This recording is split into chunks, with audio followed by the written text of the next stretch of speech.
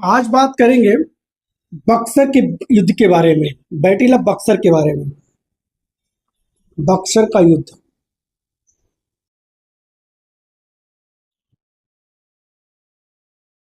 ये युद्ध हुआ 22 अक्टूबर 1764 को, और ये युद्ध हुआ संयुक्त सेना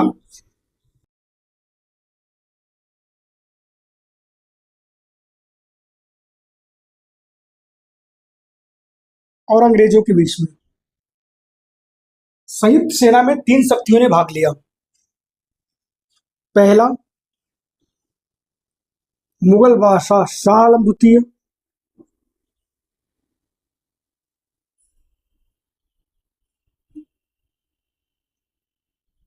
दूसरा इसमें था अवध का नवाब शुजाउद्दौला।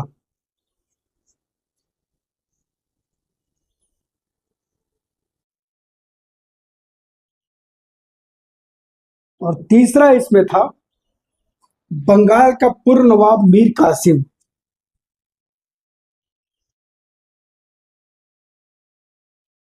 क्या लिखना पड़ेगा इसको? अच्छा ठीक है। शाह आलम द्वितीय जो है वो मुगल बादशाह है।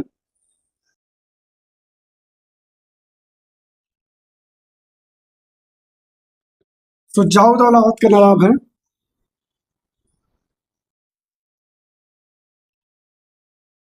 और मीर कासिम पूर्व नवाब है बंगाल का।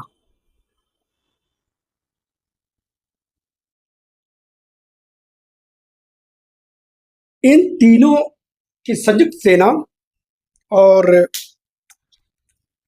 इनके विरुद्ध जो है कि लड़े अंग्रेज।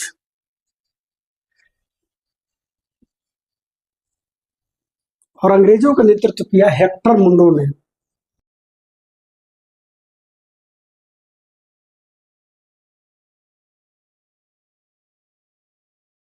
और युद्ध हुआ 22 अक्टूबर 1764 को बक्सर में, जो आधुनिक बिहार का एक डिस्ट्रिक्ट, एक जिला है, और जो उत्तर प्रदेश से सटा हुआ है।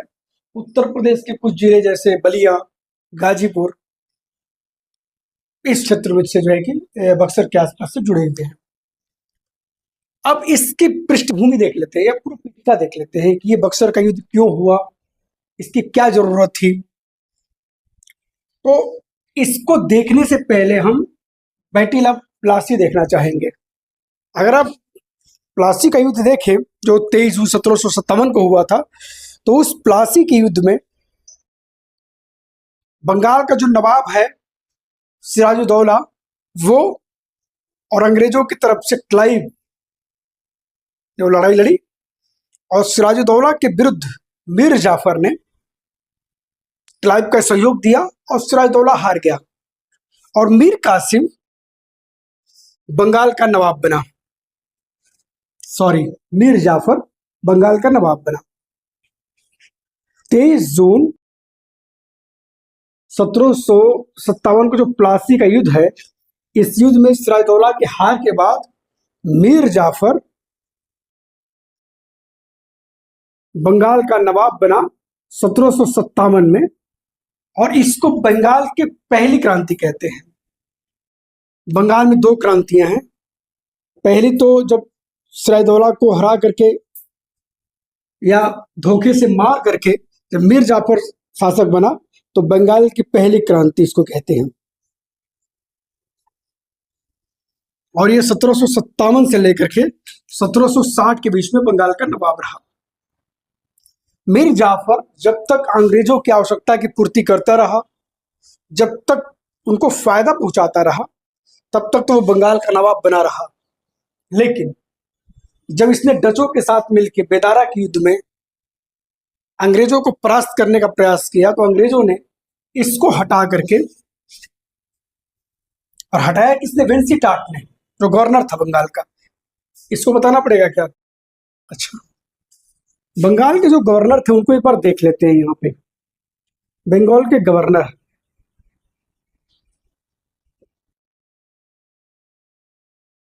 तो 1757 से ही देख लेते हैं। पहले 1700 क्लाइव को ले लेते हैं यहाँ पे। क्लाइव प्लासी की 1757 से लेकर के और 1760 तक बंगाल का गवर्नर था। और इससे पहले ड्रेक था। ड्रेक, इसके क्लाइव के जाने के बाद हॉलवेल स्थापन्य रहा 1760 में कुछ दिनों के लिए। टेम्पररी मतलब कह सकते हैं कि अस्थायी ये रहा।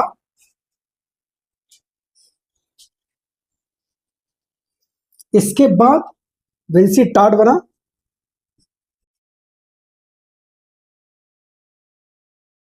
जिसका कार्यकाल है 1760 से लेकर 1765 के बीच में। ये विंसी टाट है। इसके बाद फिर क्लाइव आएगा। जब इलाहाबाद की संधि होगी 1765 में, तो क्लाइव को दोबारा बुलाया जाएगा। उसके बाद फिर क्लाइव आएगा। तो क्लाइव का कार्यकाल फिर 1765 से दूसरा कार्यकाल है उसका, जो 1767 तक रहेगा। ये क्लाइव का पहला कार्यकाल है। क्लाइव का दूसरा कार्यकाल रॉबर्ट क्लाइव है। इसी रॉबर्ट क्लाइव का गेलर कहते थे मीर जाफर को। इसके बाद जब यहां से क्लाइव जाएगा, तो क्लाइव की जगह वेलरेस्ट आएगा। वेरलेस्ट आएगा, जो 1767 से लेकर के 1769 तक रहेगा। उसके बाद कर्टियर आएगा, जो 1769 से लेकर 1772 तक रहेगा। उसके बाद कर्टियर आएगा। कर्टियर के बाद वॉरेन हेस्टिस आएगा,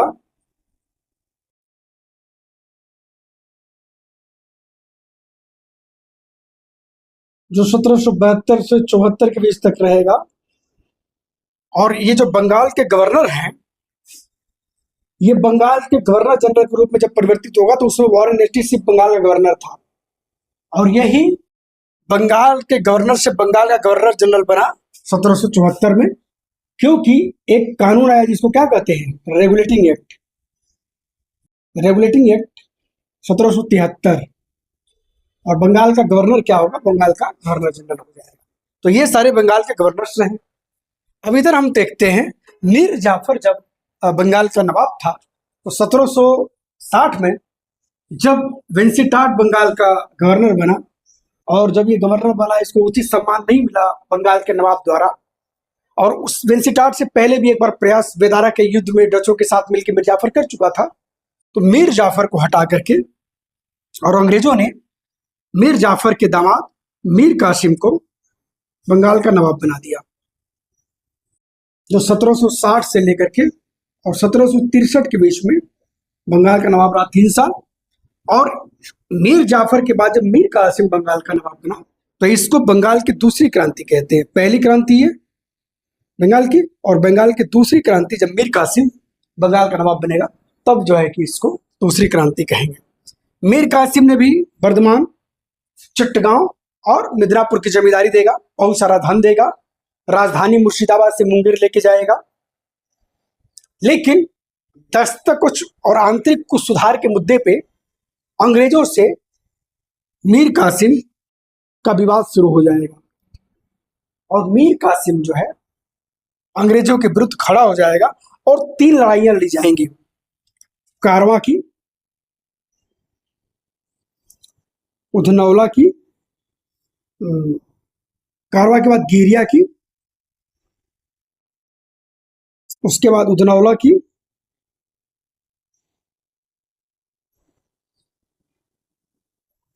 और ये तीनों युद्ध में परास्त हो जाएगा मीर कासिम। और इसी के साथ साथ 1763 में एक और घटना होगी, जिसको 1763 का पटना कांड या पटना हत्याकांड कहते हैं।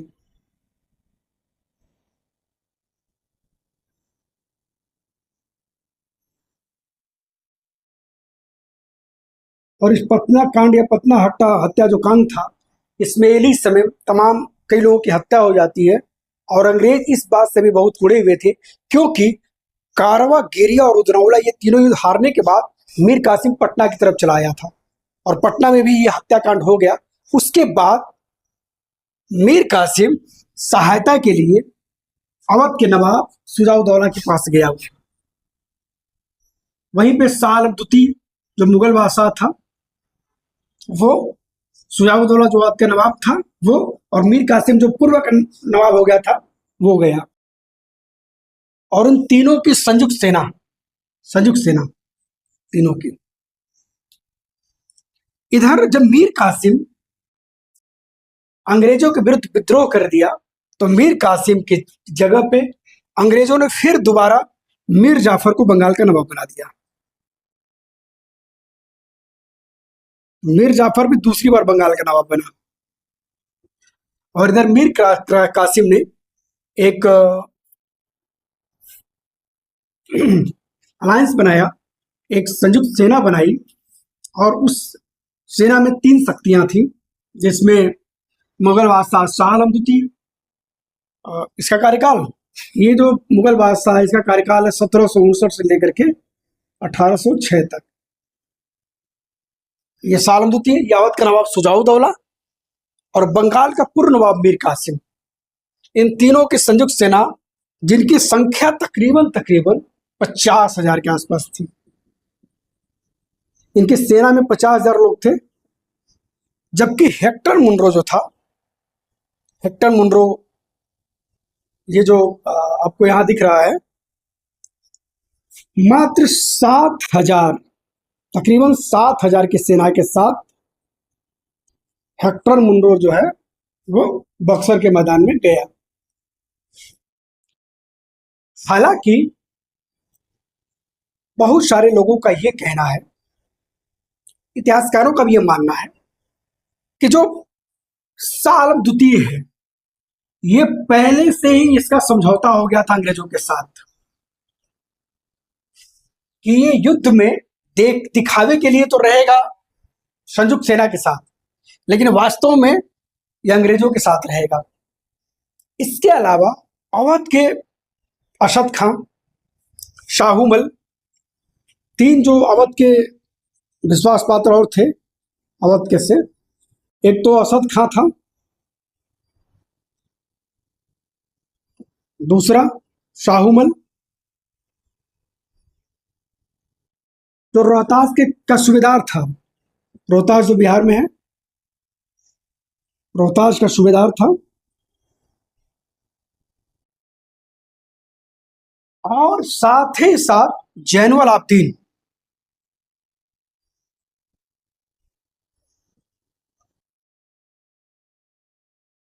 ये 3 जो अवध से जिनका संबंध था, ये तीनों वास्तव में अंग्रेजों से पहले से ही जाके मिल चुके थे। इस तरह से 22 अक्टूबर 1764 का जो युद्ध हुआ वो मात्र 3 घंटे चला, और इसको 3 घंटे का युद्ध कहते हैं। ये मात्र कितना चला? 3 घंटे, 3 से 4 घंटे तकरीबन चला, और इसको 3 घंटे का भी युद्ध कहते हैं। और 3 घंटे में ही 7,000 की सेना ने अंग्रेजों की 50,000 की संयुक्त सेना को परास्त कर दिया। अंग्रेजों की तरफ से मात्र जो 7,000 लोग थे, इसमें से मात्र 847 लोग या तो घायल हुए या तो मारे गए। वहीं संयुक्त सेना में से मात्र 2013 लोग या तो घायल हुए या तो मारे गए। इसको युद्ध से ज्यादा एक झड़प कहा जाता है, और कई इतिहासकारों का यह मानना है कि पहले से ही पूर्व निर्धारित था, पहले से ही तय हो गया था कि वास्तव में युद्ध न होकर के बंगाल का जो पूर्व नवाब था मीर कासिम, उसके पास वास्तव में सेना बहुत बड़ी थी नहीं। मुगल बादशाह शाह आलम द्वितीय वो पहले से ही अंग्रेजों से मिला हुआ था, ऐसा कहा जाता है। और जो प्रमुख 3 थे, असद खां और आपका शाहूमल और आपका जैनुल आब्दीन, ये तीनों पहले से ही मिल चुके थे। 3 घंटे युद्ध चला, और मात्र अंग्रेजों की तरफ से 847 और संयुक्त सेना की तरफ से 2013 लोग घायल हुए या मारे गए, और ये युद्ध का निर्णय हो गया।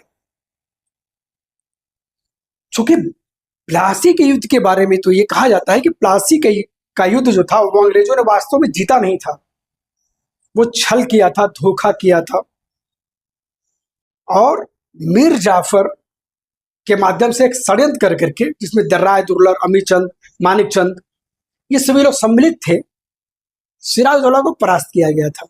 लेकिन 22 अक्टूबर 1764 का युद्ध था वो वास्तव में लड़ा गया और उसमें 3 बड़ी शक्तियां, बंगाल का पूर्व नवाब, अवध का नवाब और मुगल बादशाह, इन तीनों की संयुक्त सेना को अंग्रेजों ने सैन्य कुशलता के बल पर परास्त किया। कूटनीति जो भी रही है उनकी सालम द्वितीय के साथ या अरशद खां, शाहूमल या जैनुलाब्दीन के साथ, लेकिन सैन्य कुशलता और सैन्य दुर्बलता भारतीयों के सामने आ गई। बहुत सारे इतिहासकारों ने बक्सर के युद्ध को का स्थायी परिणाम माना है। जैसे अल्फ्रेड लायल ने क्या कहा, अल्फ्रेड लायल ने, उसको लिख लेते हैं ना।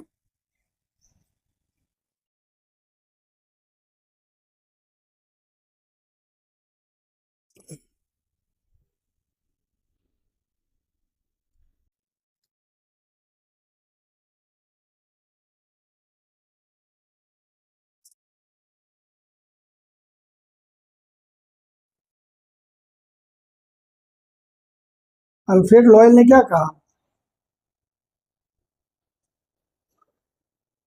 अल्फ्रेड लॉयल ने कहा कि बक्सर का जो युद्ध है वो दीर्घकालिक और गौर परिणाम देने वाला युद्ध था। इसने आगे आने वाले भारत के इतिहास को बहुत ही रोचक ढंग से प्रभावित किया। इसके अलावा अगर हम मॉलेसन की बात करें, जीवी मॉलेसन या जेवी मॉलेसन, जे बी मॉलेसन, जॉबी मॉलेसन ने क्या कहा, कहा कि चाहे आप इसे देशी और विदेशी के बीच का युद्ध समझें या एक ऐसी सारगर्भित घटना समझें जिसका परिणाम अस्थायी भले ही रहा हो लेकिन विशाल रहा हो, और बक्सर का युद्ध वास्तव में निर्णायक था और जिसने भारत के इतिहास को प्रभावित किया। इनके अलावा पी रावर्सन को भी देख लेते हैं। पी ई रावर्सन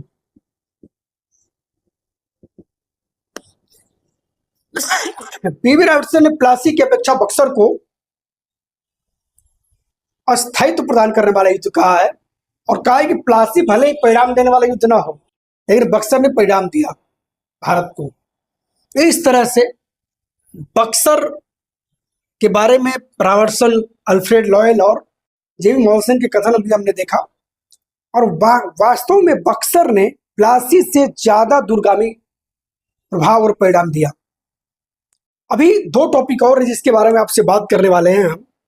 एक टॉपिक है इलाहाबाद की संधि और दूसरा है द्वैत शासन, तो इसके ऊपर बात करते हैं आपसे। अभी बात करेंगे इलाहाबाद की संधि के बारे में।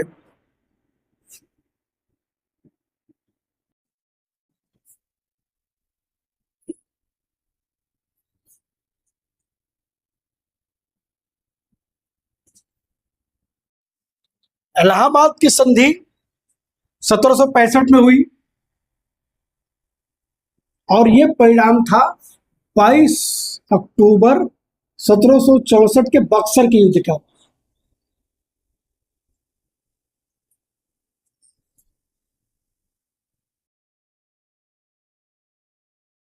इसी बक्सर के युद्ध के बाद इलाहाबाद की संधि हुई 1765 में। तो आपको बताए थे कि 3 शक्तियों ने भाग लिया था संयुक्त सेना के साथ, जिसमें मुगल बादशाह शाह आलम द्वितीय,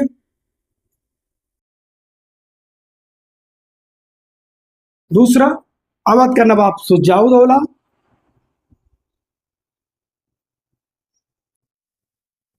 तीसरा पूर्व नवाब मीर कासिम बंगाल का। मीर कासिम जो है, चूंकि शाह आलम मुगल बादशाह है, शुजाउद्दौला का नवाब है, लेकिन जो मीर कासिम है उसके पास कुछ नहीं है, पूर्व नवाब है, वो भाग के दिल्ली चला जाता है और यहाँ उसकी मृत्यु हो जाती है 1777 में। तो यहाँ से इलाहाबाद की संधि का पार्ट नहीं बनता है मीर कासिम। तो यहाँ से मीर कासिम का चैप्टर खत्म करते हैं और इधर हम देखते हैं कि जब बक्सर का युद्ध हुआ उससे पहले जब बंगाल के नवाबी से मीर कासिम को हटाया गया तो फिर दोबारा मीर जाफर को बनाया गया, लेकिन मीर जाफर की भी मृत्यु हो गई फरवरी 1765 में, और उसका पुत्र नजमुद्दौला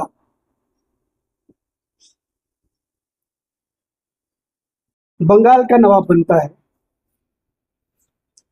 और जो ये इलाहाबाद की संधि इन्हीं दोनों के साथ हो रही है, मुगल बादशाह शाह आलम द्वितीय और अवध का नवाब शुजाउद्दौला।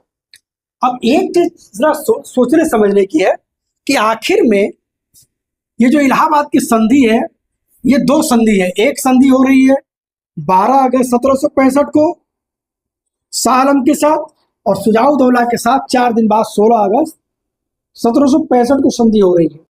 तो आखिर क्या कारण है कि अक्टूबर में युद्ध हो रहा है और 10 महीने के बाद संधि हो रही है? वास्तव में जिसको संधि करना है, क्लाइव, लॉर्ड क्लाइव, वो इंग्लैंड में है, और उस समय न तो रेलवे है, न तो हवाई जहाज है, न बसें हैं, तो इतना जल्दी कैसे समाचार पहुंचेगा? टेलीफोन है, और कैसे आएंगे? तो समाचार पहुंचने, उसको आने में मई का समय लग गया। क्लाइव जो है वो भारत मई 1765 में आता है, और सब कुछ प्लान बनाते बनाते अगस्त आ जाता है, और पहले इलाहाबाद की संधि होती है 12 अगस्त 1765 को शाह आलम द्वितीय के साथ। इस संधि में अंग्रेजों ने शाह आलम द्वितीय से बंगाल, बिहार और उड़ीसा की दीवानी ले ली। दीवानी क्या होता है? भू राजस्व वसूल करने का अधिकार, भू राजस्व वसूल करने का अधिकार, या राजस्व वसूल करने का अधिकार।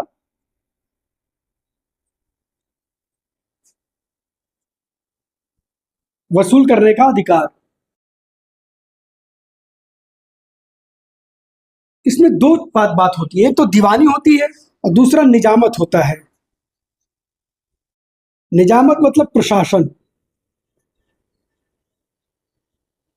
प्रशासन निजामत में आता है, और दीवानी में भू राजस्व या राजस्व आता है। तो अंग्रेजों ने शाह आलम द्वितीय से बंगाल, बिहार, उड़ीसा की दीवानी ले ली। हालांकि एक बात यह सोचने वाली है कि जब बंगाल, बिहार, उड़ीसा, वास्तव में उस पर मुगल बादशाह का अधिकार ही नहीं था, फिर भी लोग अभी भी सर्वे सर्वा मुगल बादशाह को ही मानते थे। इसीलिए एक वैध अधिकार प्राप्त करने के लिए अंग्रेजों ने मुगल बादशाह शाह आलम द्वितीय से बंगाल, बिहार और उड़ीसा की दीवानी ले ली। इसके अलावा हम ये देखते हैं कि और उन्होंने क्या कहा, इसके बदले उन्होंने कड़ा और इलाहाबाद ये तो लिया। अब दिया क्या क्या शाह आलम द्वितीय को? कड़ा और इलाहाबाद का क्षेत्र दिया, और वो चूंकि अंग्रेजों के पास था नहीं, वो था कहाँ? वो अवध के नवाब शुजाउद्दौला के, क्योंकि कड़ा और इलाहाबाद अवध का पार्ट था, तो ये शुजाउद्दौला के पास था, इन्होंने दे तो दिया इसे। तीसरा, 26 लाख रुपया वार्षिक पेंशन दिया, 26 लाख एनुअल पेंशन दे दिया शाह आलम द्वितीय को। और इस तरह से इन्होंने शाह आलम द्वितीय के साथ 12 अगस्त की संधि की। उसके 4 दिन के बाद उन्होंने जो अगली संधि की वो अवध के नवाब शुजाउद्दौला के साथ की। उन्होंने कड़ा और इलाहाबाद का क्षेत्र जो अवध के हिस्से में था उसको ले करके, और किसको उससे ले लिया, और लेके किसको दे दिया? शाह आलम द्वितीय को, जो देने का वादा किया था। ये पहला। दूसरा, चुनार का किला ले लिया। चुनार का किला, चुनार का किला जो है वो बनारस से तकरीबन 30-35 किलोमीटर दूर है चुनार यहां से, और वो जो किला है चुनार का वो गंगा नदी के तट पे है, और वो एक अवैध किला माना जाता है। तो चुनार का किला ले लिया। इसके साथ ही साथ और क्या किया? अंग्रेजों ने गाजीपुर और बनारस के जो जमींदार थे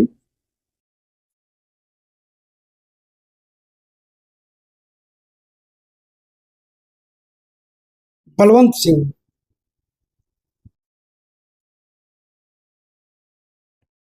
बाद में यही काशी घराने की शुरुआत इन्हीं से होगी, बलवंत सिंह से। इनके जागीर को, बलवंत सिंह की जागीर को पैतृक बना दिया और पैतृक जागीर के रूप में अलग कर दिया अवध से।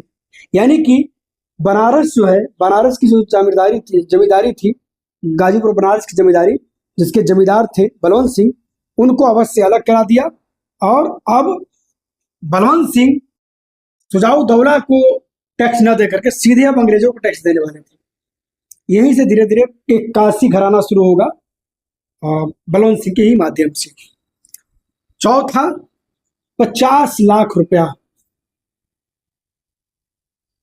युद्ध के हार जाने के रूप में लिया। जो बक्सर का युद्ध हुआ था 22 अक्टूबर 1764 के, तो बक्सर के युद्ध हार जाना जो अंग्रेजों ने, वो सुजाउद्दौला से 50 लाख रुपया लिया। और इसके साथ ही साथ कंपनी ने अवध की सुरक्षा के लिए, अवध में नवाब की सुरक्षा के लिए, नवाब के खर्च पे ही एक अंग्रेजी सेना रखी अवध में। यानी एक 5वां एक ब्रिटिश रेजिमेंट रखा। और यहां से कहा जाता है कि सहायक संधि का स्वरूप अवध में क्लाइव ने रखा, एक ब्रिटिश रेजिमेंट रखा।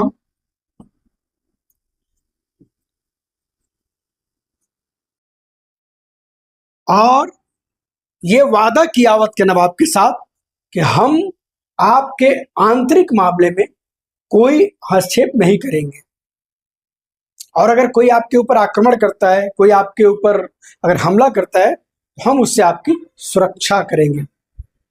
इसके अलावा छठवां क्या प्राप्त किया, अवध में भी कर मुक्त व्यापार का अधिकार मिल गया इनको। जैसे आपको पता है 1717 का जो सुनहरा फरमान था फरोख्तियार का, जिसके तहत अंग्रेजों को बंगाल में, बिहार में, उड़ीसा में कर मुक्त व्यापार करने का अधिकार था, वैसे ही 1765 के इलाहाबाद की संधि के तहत अवध में भी अंग्रेजों को यह अधिकार मिल गया। अब जो मीर जाफर की मृत्यु के बाद जो उसका लड़का है नजमुद्दौला, जो बंगाल का नवाब है, अब वो क्या करेगा, तो यहां देखते हैं थोड़ा सा। अब इलाहाबाद की संधि के बाद बात करेंगे वैध शासन क्या है।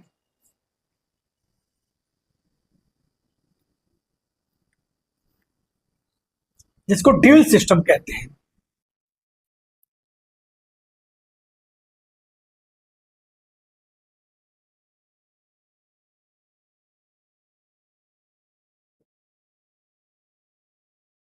ये 7 सालों तक चला, 1765 से लेकर 1772 तक, ये 7 सालों तक चला। और इसकी शुरुआत भी इसी संधि, जो इलाहाबाद की संधि है, जिसके तहत अंग्रेजों को बंगाल, बिहार और उड़ीसा पे दीवानी का जो अधिकार मिला था, उसी से उसका लेना देना था। अंग्रेजों ने बंगाल में, बिहार में, उड़ीसा में दीवानी तो ले ली, यानी भू राजस्व और राजस्व वसूलने का अधिकार तो ले लिया, लेकिन निजामत जो थी वो नजमुद्दौला के पास ही छोड़ दिया। मीर जाफर की मृत्यु जो फरवरी 1765 में हुई थी, उसका लड़का जो शासक बना था नजमुद्दौला, उसके पास निजामत छोड़ दिया, यानी प्रशासन छोड़ दिया। प्रशासन का अधिकार, उत्तरदायित्व नजमुद्दौला के पास रहेगा और दीवानी का अधिकार अंग्रेजों के पास। इसी व्यवस्था को बंगाल में द्वैध शासन कहते हैं, दोहरा शासन या दो तरह का शासन। इंग्लिश में इसको ड्यूल सिस्टम कहते हैं। ड्यूल सिस्टम का संबंध 1765 से 72 जो व्यवस्था थी बंगाल में उससे है, और डायरकी का संबंध भारत सरकार अधिनियम 1919 से है। नजमुद्दौला को प्रशासन चलाने के लिए 53 लाख रुपया वार्षिक देने की बात हुई, और नजमुद्दौला प्रशासन देखेगा। एक ही राज्य में दो तरह की व्यवस्था है, भूमि और भू राजस्व संबंधित मामले और राजस्व संबंधित मामले अंग्रेजों के पास रहेंगे, और प्रशासन पूरी तरह नजमुद्दौला के पास रहेगा। आप समझ लीजिए, इसको ऐसे समझिए कि अधिकार जिसके पास है उसके पास कोई उत्तरदायित्व नहीं है, और जिसके पास उत्तरदायित्व है उसके पास कोई अधिकार नहीं है। इस तरह से बंगाल में जो कुछ हो रहा था उसको उसका जिम्मेदार नजमुद्दौला होने वाला था, और जो कुछ फायदा था वो सब अंग्रेजों को मिलने वाला था। आप देखेंगे स्थिति इतनी खराब हो गई बंगाल के नवाब की कि 1775 तक आते आते मुबारक दौला अंतिम बंगाल का नवाब बन गया, और अंग्रेजों ने वॉरेन हेस्टिस का काल आते आते, वॉरेन हेस्टिस जब 1772 में आएगा, वो आते ही सबसे पहले ड्वेल सिस्टम को समाप्त करेगा 72 में, और दीवानी के साथ साथ निजामत प्रशासन भी अपने हाथों में ले लेगा। तो ये जो व्यवस्था थी इसी को द्वैत शासन कहते हैं, ड्यूअल सिस्टम कहते हैं। अब जैसे अंग्रेजों ने बंगाल में दीवानी अपने अधिकार में ले लिया, लेकिन अंग्रेजों को न तो यहाँ की भाषा आती थी, न तो यहाँ का कार्य पद्धति उनको पता थी, न प्रशासन के लिए बहुत जानकारी थी, न बहुत ज्यादा संख्या में थे। तो उन्होंने इसके लिए 2 दीवान नियुक्त किए बंगाल में। रजा खां को बंगाल में और सिताब राय को बिहार में।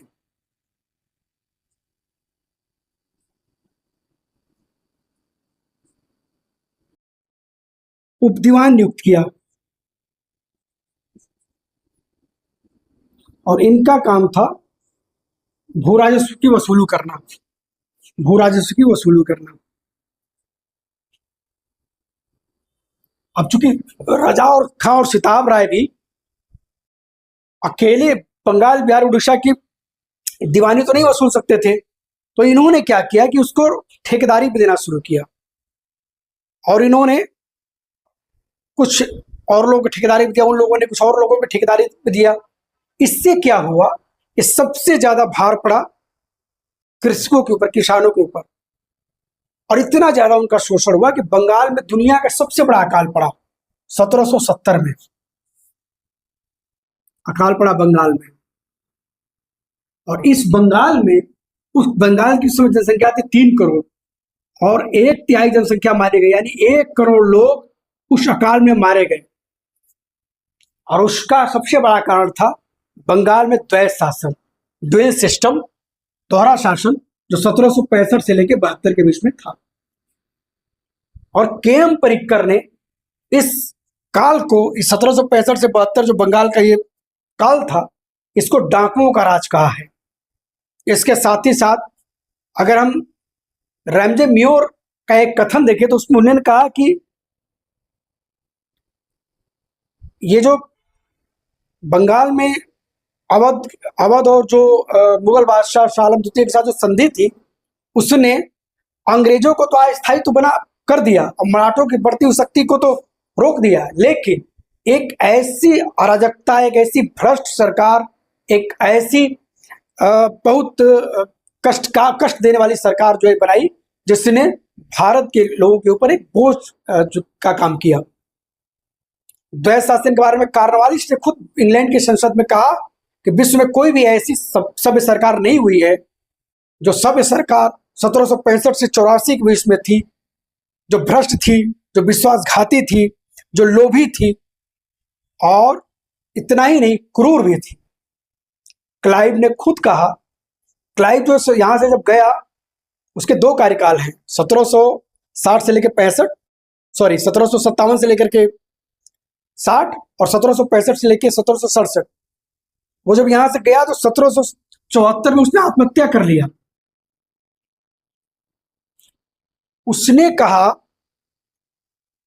कि मैं केवल इतना कहना चाहता हूं कि अराजकता, अव्यवस्था, भ्रष्टाचार और शोषण जैसा दृश्य बंगाल में था, वैसा ना तो मैंने किसी देश में सुना है, ना देखा है, और ना कभी पाया है। जैसा अन्यायपूर्ण माहौल था बंगाल में, और ये जो माहौल था वो इस द्वैत शासन के दौरान था, जो 1765 से 72 के बीच में था, जिसमें बंगाल का नवाब जो है वो निजामत उसके हाथ में है, जिम्मेदारी उसकी है पूरी, और वास्तव में उत्तरदायित्व जो है उसका सारा है, लेकिन अधिकार उसके पास कुछ नहीं है। वही अंग्रेजों के पास दीवानी पूरी है, लेकिन उनके पास उत्तरदायित्व नहीं, अधिकार पूरा है उनके पास। ये जो व्यवस्था है 7 सालों की, इसने बहुत ज्यादा अराजकता किया और अंग्रेजों की बहुत बुराई हुई और 1 करोड़ लोग मारे गए बंगाल में इस अराजकता के कारण। और 1772 में करटियर को के जगह पे करटियर को हटा करके और करटियर के स्थान पे, उस समय जब बंगाल में इतनी अराजकता फैल गई थी तो उस समय करटियर जो है वो बंगाल में गवर्नर था। देखिए इसमें जो बंगाल के गवर्नर हमने लिखा है उसको देख लीजिएगा। क्लाइव के काल में हुआ था बैटिला बेदारा और जो है कि बैटिला प्लासी, प्लासी का बेदारा का युद्ध हुआ। बैटिला बांडीबास जो हुआ साउथ में, मद्रास में, उस समय उत्तर में अंग्रेज ही थे। मतलब यहाँ उत्तर में बांडीबास जब हुआ उसमें क्लाइव ही था। उसके बाद वेंसीटाट आया। वेंसीटाट के समय में बैटिला बक्सर हुई और इलाहाबाद की संधि के लिए क्लाइव आया। क्लाइव जो द्वैत शासन लगा बंगाल, उसमें क्लाइव भी था, विलरेस्ट भी था और करटियर भी था। लेकिन 1772 में जब इतनी अराजकता फैल गई तो वॉरेन हेस्टिंग्स को बंगाल का गवर्नर बना के भेजा गया और उसने आते ही सबसे पहले द्वैत शासन को समाप्त किया, रजा खां और सिताब राय को सस्पेंड किया और इनके जगह बोर्ड ऑफ रेवेन्यू का गठन किया। बोर्ड ऑफ रेवेन्यू का गठन किया और इन दोनों को सस्पेंड किया और निजामत अपने हाथ में ले लिया, प्रशासन भी अपने हाथ में ले लिया। इस तरह से द्वैत शासन जो है कि वो समाप्त हुआ। आप अगर एक चीज और हम अगर देखते हैं यहाँ पे अंग्रेजों का ये काल अगर हम देखते हैं, जिसके बात अभी हम कर रहे थे आपसे, हम लोग चूंकि बंगाल के टॉपिक के रूप में देख रहे थे, पिछले 3-4 क्लास में हम लोग यही देखे थे, बंगाल को देख रहे थे। तो आप देखिए 1757, 1759, 1760, 1761, 1764, 1765 से 72, ये पूरा काल है, ये अंग्रेजों के उत्कर्ष का काल है। प्लासी, बैटिला प्लासी में उन्होंने सैदोलों को हराया, बंगाल में कदम रखा। 59 में बेदारा में मिर्जाफर और डचों को हराया, बाहर किया डचों को यहाँ से। बैटिला बांडीबास के युद्ध में फ्रांसीसियों को हराया।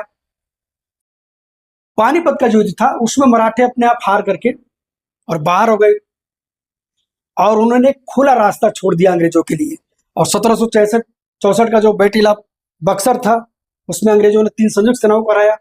इलाहाबाद की संधि हुई और इलाहाबाद की संधि से लेकर 7 साल तक जो द्वैत शासन था, इस काल में देखेंगे कि भारत ही नहीं दुनिया में भी, और जैसे इस दौरान हम देखेंगे अंग्रेजों के पास जो 7 ईयर वार था, जो सप्तवर्षीय युद्ध था,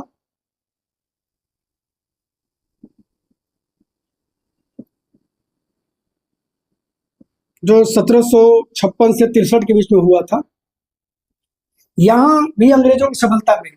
और जो पेरिस की संधि हुई उसमें अंग्रेजों ने फ्रांसीसियों को परास्त किया वहां यूरोप में, यहां उनको सफलता मिल रही थी और यहाँ भारत में लगातार उनको सफलता मिलती जा रही थी। इस तरह से हम लोगों ने बंगाल को देखा। हम लोग टॉपिक देख रहे थे 18वीं सदी का भारत, उसमें हम लोगों ने पहले मुगल साम्राज्य का पतन देखा, फिर बंगाल को देखा कि बंगाल कैसे एक स्वतंत्र राज्य के रूप में मुगलों से अलग होकर व्यवहार कर रहा था। हम लोगों ने मुर्शीद कुली का, सुजाउद्दीन, सरफराज, अलवर्दी, सिराजुद्दौला, मीर जाफर, मीर कासिम, मीर जाफर, नजमुद्दौला और मुबारक दौला तक हम आ गए यहाँ तक। इस तरह से बंगाल हम देखें। अगला हम देखते हैं अवध, हम सोच रहे हैं कि देखा जाए, तो फिर हम अगले क्लास में आपसे बात करेंगे इसके बारे में। ठीक है।